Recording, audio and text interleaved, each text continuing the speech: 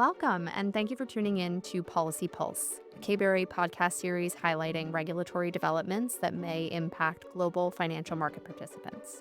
I'm your host, Emilie Nadler, a senior director on KBRA's Regulatory and Government Affairs team.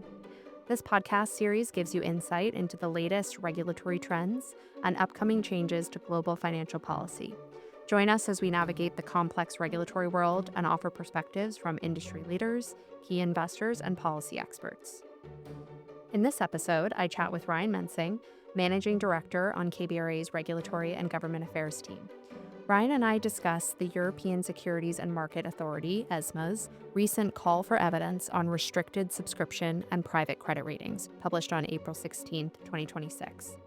The call for evidence looks at how these products are used in practice, the risks and benefits associated with them, and whether regulatory clarification or reform may be needed under the EU Credit Rating Agency Regulation, or CRAR. Hi, Ryan. Thanks so much for joining me again on Policy Pulse. Before we jump into the content of the call for evidence, I think it would be helpful to understand the current regulatory framework for credit ratings in Europe, given that different types of credit rating products are the focus here. So, can you give us a quick overview of the background? Sure, and happy to join you today. The CRA regulation in Europe governs credit ratings issued by credit rating agencies, or CRAs, registered or certified in the EU, and it applies to credit ratings that are publicly disclosed or distributed by subscription on a non selective basis. Under that framework, credit ratings that are intended for regulatory use are required to be publicly available or distributed via subscription. Private credit ratings, on the other hand, are excluded from the scope of the CRA regulation, where they're provided pursuant to an individual order or not intended for public disclosure. ESMA, over time, has observed the emergence of rating products that may not fall clearly within the traditional distinction between public and private credit ratings, which has prompted ESMA to launch this call for evidence. There has definitely been a lot of regulatory focus on private markets, not just in the EU, but also in the US and the UK and many other jurisdictions across the globe. What do you think is driving this regulatory attention? I think the main driver is simply the scale and growth of private markets globally. Private credit and other private market financing solutions are playing an increasingly important role in driving economic growth and providing capital to business, particularly at a time when traditional bank lending alone often cannot meet that financing demand.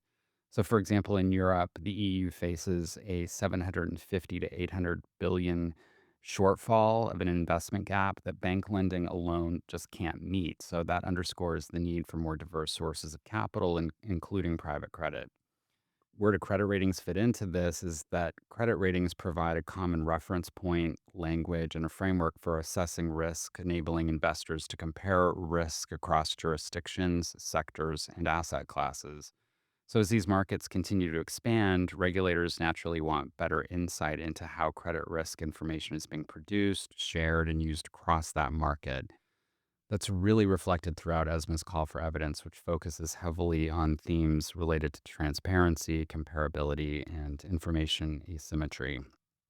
I think that, regulators also recognize that private markets are evolving quickly. So new financing structures, distribution models, and credit assessment products are becoming more common. I think that's really helpful context here. Now, turning to the call for evidence, what are the main issues that ESMA is focusing on? So ESMA is really focused on two categories of credit ratings. The first is what they refer to as restricted subscription credit ratings, and the second is private credit ratings. ESMA notes in the call for evidence that these products are increasingly being used alongside or sometimes instead of publicly disseminated credit ratings, particularly in private markets. So, first, on restricted subscription credit ratings, as ESMA defines them, these are any credit rating that may be issued by credit rating agencies registered or certified under the CRA regulation, which are intended for distribution on a selective basis to a limited number of subscribers with an economic interest in the rated entity, instrument, or exposure, rather than being disseminated publicly. These ratings are also intended to be used for regulatory purposes and are subject to contractual or technical restrictions on onward disclosure. Private credit ratings, on the other hand, are different, and ESMA defines these as credit ratings which are produced pursuant to an individual order and provided exclusively to the person who placed the order, and which are not intended for public disclosure or distribution by subscription. And pursuant to ESMA guidance, the recipient of a private credit rating is allowed to share the rating with a limited number of third parties, a maximum limit of 150 persons, on a strictly confidential basis, and as long as such disclosure does not correspond to public disclosure or distribution by subscription, to ensure that the private credit rating is not disclosed further.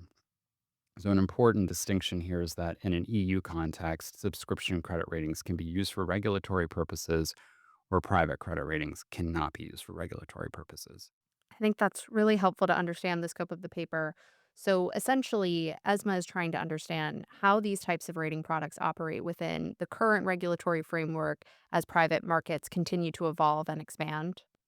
Exactly. ESMA notes that the evolution of private markets has raised questions about the purposes and the market needs for these products and how they're intended to serve these markets, the way they're produced, the way they're distributed, and how they're used in practice, as well as the potential benefits and risks associated with selective access to credit rating information.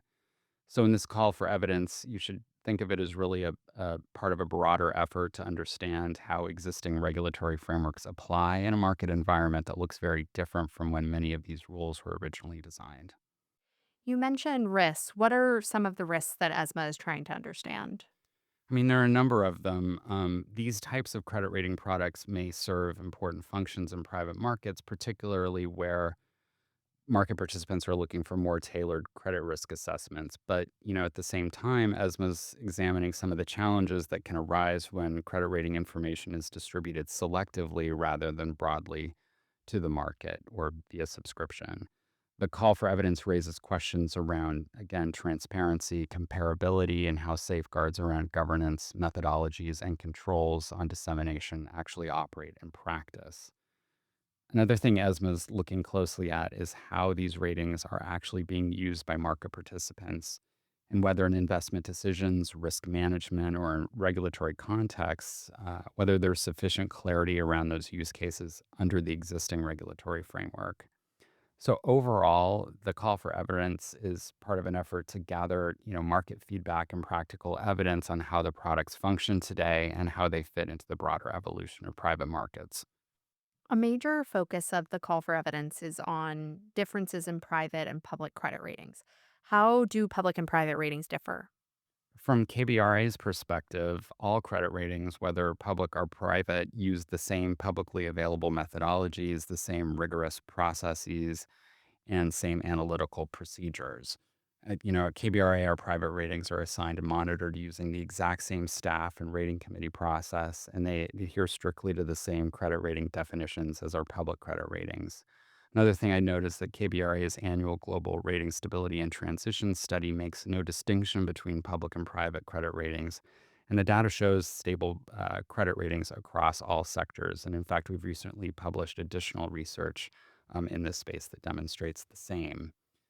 So, really, to underscore, KBRA's public and private ratings differ solely in their distribution and publication status. And it's important also to note that the decision of whether a credit rating is made public or private is determined by the engaging party. It's not a decision made by KBRA. I think it's just really at this juncture important to reinforce that here at KBRA, all private credit ratings are subject to the same controls and governance frameworks, undergo the same rigorous credit rating committees, and are accompanied by detailed credit rating reports, as well as disclosures aligned with global regulatory frameworks. I think that leads well into my next question, which is transparency and information asymmetry are reoccurring themes throughout the call for evidence. How does KBRA view the role of ratings in that discussion? Our view at KBRA is that credit ratings can support transparency and informed risk assessment, including in private market transactions that may involve less liquid or more complex assets. Regardless of, ultimate publication status, credit ratings provide independent opinions that are grounded in rigorous qualitative and quantitative analysis, and that helps to enhance transparency and support informed investment decisions for institutional investors. But it's also really important to note that credit ratings are just one tool available to investors, and they can also complement but not replace regulatory oversight. Credit rating agencies contribute analytical insight and market observations, but regulators really remain responsible for broader market supervision and monitoring systemic risk. So, what are the next steps in ESMA's process, and how is KBRA thinking about its role as this initiative progresses? Sure, the call for evidence closed on May 31st, and ESMA has now published the responses it received to its website, including the comments that KBRA submitted. ESMA has indicated that it's going to be reviewing the feedback it received through the second quarter of this year, and they're going to assess whether any specific regulatory adjustments or clarifications may be needed to enhance clarity on the application of the CRA regulation. ESMA has also noted that it may discuss the outcome of the call for evidence with the European Commission, the EBA, as well as EOPA. I think from a KBRA perspective, our focus is really providing practical market experience and transparency around how credit ratings are produced and distributed today. And as part of that, really demystifying private credit ratings. Clarity around credit ratings is crucial so that market participants, investors, and supervisors share a common understanding of how these products are used within the broader credit markets ecosystem. Thank you so much, Ryan, for coming on to discuss. I think it's an important opportunity for market participants, regulators, and investors to have a constructive dialogue around how credit risk information is used across evolving private markets. This concludes our episode. Thank you for tuning in. Please visit kbra.com to access our other podcast series as well as our ratings and research.